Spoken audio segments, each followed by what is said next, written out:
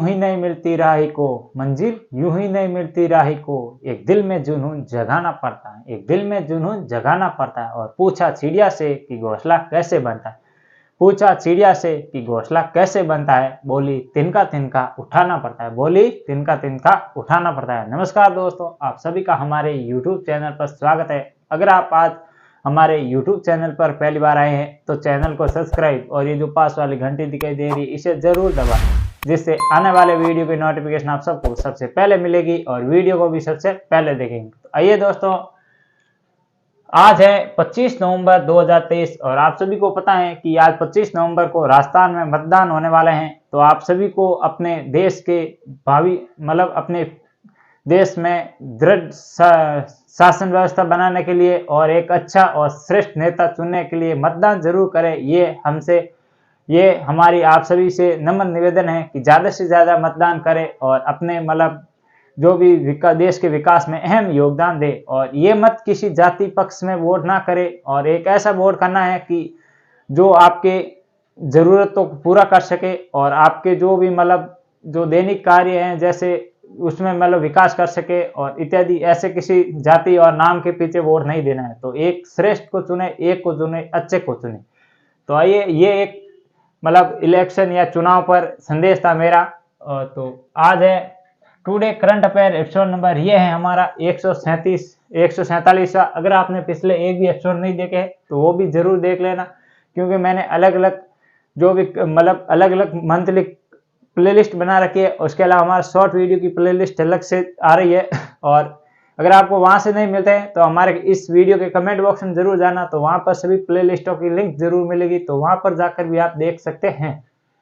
तो इसमें हम विश्व, भारत और राजस्थान इन तीनों का करंट अफेयर प्लस हम शामिल करने वाले हैं। स्टैटिक सामान्य ज्ञान को भी इसी में कवर करने वाले हैं, तो ये भी जरूर देखें और वीडियो अंत तक पूरा देखना है। तो आइए शुरुआत करते हैं। और आज का पहला क्वेश्चन है वो हाल ही में किस देश में सबसे बड़ा एकल साइड सौर विद्युत संयंत्र स्थापित हुआ है। आपको यह बताना है कि वो कौन सा देश है जहां पर सबसे बड़ा कौन सा सबसे बड़ा एकल साइड सौर विद्युत संयंत्र स्थापित हुआ है। ऑप्शन ए है वो है ईरान, ऑप्शन बी है इजराइल, ऑप्शन सी है कतर और ऑप्शन डी है भारत। तो कहां पर ये किया गया सबसे बड़ा एकल साइड सौर विद्युत संयंत्र, तो ये किया गया है कतर के अंदर। ये आप सभी को ध्यान रखना। और इसकी क्षमता कितनी है, तो इसकी क्षमता देखें तो इसकी क्षमता है वो है 2 मेगावाट्स है, 2 मेगावाट्स है, 2 गीगा मेगावाट्स है। ध्यान रखना 2 गीगावाट, ये भी आप सभी को ध्यान रखना। और देखें तो इसमें ये महत्वपूर्ण है। इसके अलावा ये इजराइल क्यों चर्चा में है, क्योंकि आप सभी को पता है कि जो युद्ध चल रहा है हमास और इजराइल के मध्य, तो इसके लिए इसका भी थोड़ा सा ध्यान रखना। और कतर की राजधानी क्या है, तो दोहा कतर की राजधानी है, जहां पर फीफा वर्ल्ड कप हुआ था, जिसने किस देश ने हराया था। अर्जेंटीना ने फ्रांस को हराकर फीफा वर्ल्ड कप 2000 कौन सा जो 22 का था वो खिताब जीता था। ये भी आप सभी को ध्यान रखना। और इसके अलावा ईरान देखे तो ईरान की राजधानी का क्या नाम है, तो तेहरान ईरान की राजधानी है। ये भी आप सभी को ध्यान रखना। और भारत आप सभी को पता है G20 की अध्यक्षता कर रहा था इस साल। और इसके अलावा और देखें तो भारत में अन्य बहुत महत्वपूर्ण तथ्य हैं, जैसे आपको एक ये पता होगा कि भारत से बाहर विश्व का दूसरा सबसे बड़ा हिंदू मंदिर हाल ही में कहाँ बना था, तो वो भी भारत से रिलेटेड है। तो ध्यान रखना वो बना था जर्सी USA के अंदर। और किसका मंदिर था, किसको समर्पित था, तो भगवान नारायण को समर्पित था। ये भी आप सभी को ध्यान रखना। तो ये था पहला क्वेश्चन। आइए आगे बढ़ते और देखते आज का दूसरा क्वेश्चन। हाल ही में शुरू हुई अग्नि पहल का संबंध किससे है। आपको ये बताना है कि हाल ही में एक पहल शुरू हुई है जिसका नाम है अग्नि पहल, तो इसका संबंध किससे है। तो ऑप्शन ए है वो है आयुर्वेद से, ऑप्शन बी है वो है बेरोजगारी से, ऑप्शन सी है वो है तकनीकी से और ऑप्शन डी है वो है शिक्षा से। तो इसका जो राइट आंसर होगा वो होगा ऑप्शन नंबर ए, आयुर्वेद से संबंधित है अग्नि का। ये पहल अग्नि है जो आयुर्वेद से संबंधित है। ये भी आप सभी को ध्यान रखना। अग्नि की फुल फॉर्म देखें तो अग्नि की फुल फॉर्म देखें तो आप सभी को पता होगा आयुर्वेदिक। ए का क्या होगा, तो अग्नि की फुल फॉर्म है वो आपको कमेंट बॉक्स में बतानी है। और इसके अलावा ई का होगा निवेश या इनोवेटिव। तो 2 का मैं बता देता, 2 का आप बताना, इसलिए ये याद रहेगी। ए का है इसका आयुर्वेदिक, और आई का होगा इनोवेशन या निवेश। ये दो की आपको बीच में बताने वाले। इसके अलावा और देखें तो इसमें मतलब इतना ही है, अधिक ज्यादा नहीं है। ये पहले जो किस मंत्रालय द्वारा शुरू की गई है, तो ये ध्यान रख लेना, मंत्रालय आयुष। आयुष अगर आप इंग्लिश में लिखेंगे तो ऐसे लिख लीजिएगा। और आयुष की फुल फॉर्म क्या होगी? आयुर्वेदिक, योगा, यूनानी, सिद्ध और हेम्योपैथी, ये इसकी फुल फॉर्म होती है। और ये किसके मंत्रालय? आयुष मंत्रालय के अंतर्गत आती है। और आयुष मंत्रालय वर्तमान में मंत्री कौन है? तो सर्बानंद सोनोवाल है। ये भी थोड़ा सा ध्यान रखना। और इसके अलावा ये जो अग्नि पहल है, ये भी आप सभी को ध्यान रखना है, आयुर्वेदिक से संबंधित है। और इसके अलावा अग्नि आई नाम तो आपको पता होगा, एक अग्नि मिसाइल का भी नाम है, अग्नि 5 तक, अग्नि 1, अग्नि 2, अग्नि 3, अग्नि 4 और अग्नि 5 तक। ये भी आप सभी को ध्यान रखना। आइए आगे बढ़ते हैं, देखते हैं आज का 30 क्वेश्चन। हाल ही में कौन सी दुर्लभ धातु की खोज पंजाब में हुई है? पंजाब में कहां पर, किसके द्वारा? तो ये आईआईटी जो कौन सी है पंजाब के अंदर, रोपड़ है, आईआईटी रोपड़। इसके द्वारा हाल ही में एक मतलब दुर्लभ धातु की खोज की गई है। तो आपको उस दुर्लभ धातु का नाम बताना है।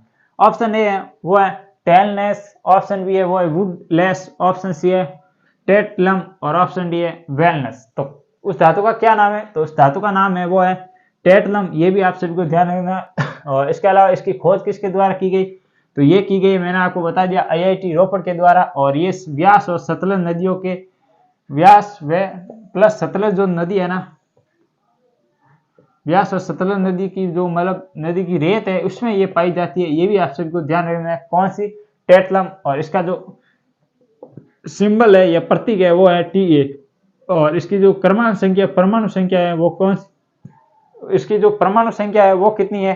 तो इसकी जो परमाणु संख्या है वो है 73। ये भी ध्यान रखना है, परमाणु संख्या 73, एटॉमिक नंबर AU, ये भी ध्यान रखना, AN, ये भी ध्यान रखना है। और इसके अलावा और देखें तो सतलज नदी मैंने आपको बता दी, ये रेत में पाई जाती है और ये इसकी खोज हुई है, दुर्लभ धातु है। ये भी थोड़ा ये कठोर है।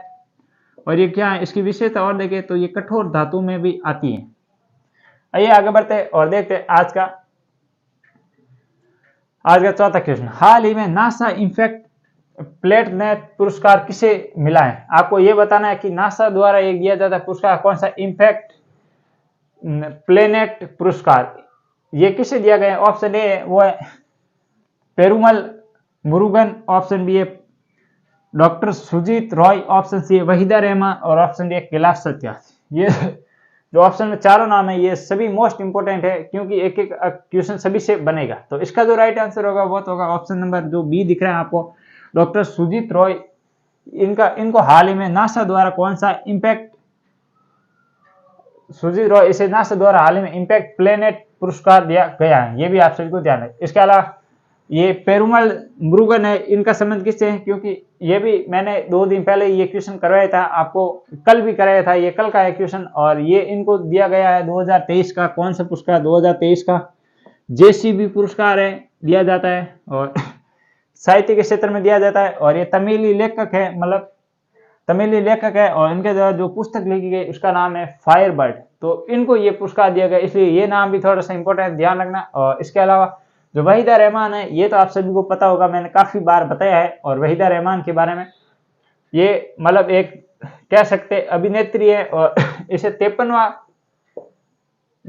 दादा साहब फाल्के पुरस्कार है वो हाल ही में इनको दिया गया है। ये भी ध्यान रखना। और इसके अलावा कैलाश सत्यार्थी का नाम आपने सुना होगा, बचपन बचाओ आंदोलन, और ये फाउंडेशन भी है। और इन्हें 2013 के अंदर किस क्षेत्र में मतलब इनको मतलब पुरस्कार मिला था? शांति का नोबेल। तो ये शांति का नोबेल पुरस्कार 2013 के अंदर, और इन्होंने जो शांति के क्षेत्र में जो कार्य किया इनके लिए दिया गया। तो ये थे 4 क्वेश्चन विश्व और भारत के। और अब जो 2 क्वेश्चन होंगे ये होंगे राजस्थान करंट अफेयर, प्लस हम इसमें शामिल करेंगे राजस्थान जो स्टैटिक जीके है। तो हाल ही में बस 2023 का नौशाद सम्मान किसे दिया गया? ये राजस्थान से संबंधित है, ध्यान रखना पुरस्कार। ऑप्शन ए है मामे खां, ऑप्शन बी है इला अरुण, ऑप्शन डी है अनवर खां और ऑप्शन डी इमरान खां। तो ये किसे दिया गया? कौन सा पुरस्कार? ये दिया गया आपका नौशाद सम्मान। तो ये दिया गया इमरान खान को, ध्यान रखना। और ये कौन है? एक कह सकते हैं इमरान खान का संबंध किससे है?